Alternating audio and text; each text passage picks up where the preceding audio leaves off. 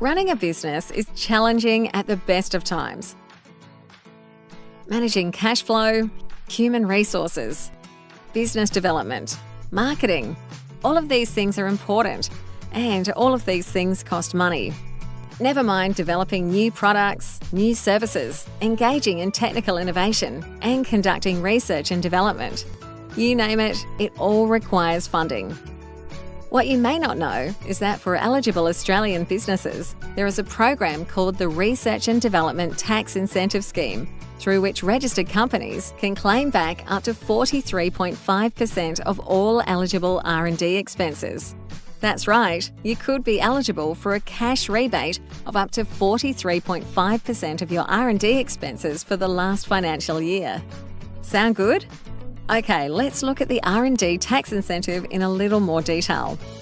The R&D tax incentive is a program designed to encourage Australian businesses to conduct research and development.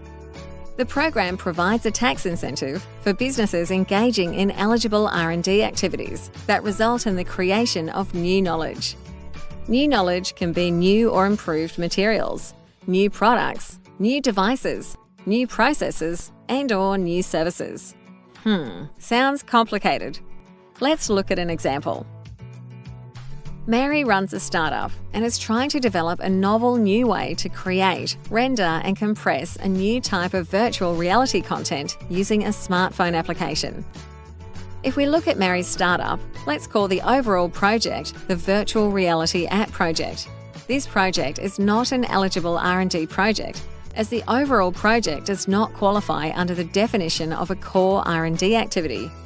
Simply developing an app is not R&D because there's no experimentation and no new knowledge created.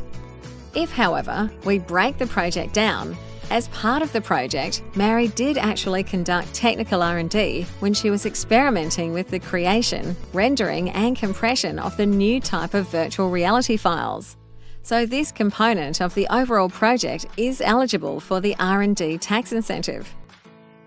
The R&D was conducted in a scientific way because Mary first came up with a hypothesis and then proceeded, kind of like a high school science project, from hypothesis to experimentation, then to observation and evaluation, all of which led to Mary being able to draw some logical conclusions. Because Mary undertook these experiments for the purpose of generating new knowledge and documented the process along the way, she is eligible to receive a tax rebate of up to 43.5% of all costs associated with this R&D. Cha-ching! Let's look at another example. Bob owns a surfboard manufacturing company.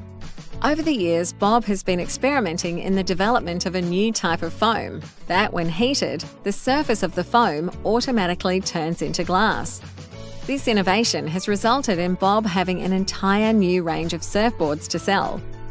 While the creation of the new range of surfboards is not eligible as R&D because this is commercial innovation and not technical innovation, the creation of the new type of foam is eligible. As you can see, assessing whether your business is eligible for the R&D tax incentive can be a little tricky if you don't understand the eligibility criteria. If you think you may be eligible, then to assess your company's eligibility in less than 2 minutes and claim back almost half of your R&D expenses, please complete the eligibility assessment below and one of our friendly team will be in contact shortly.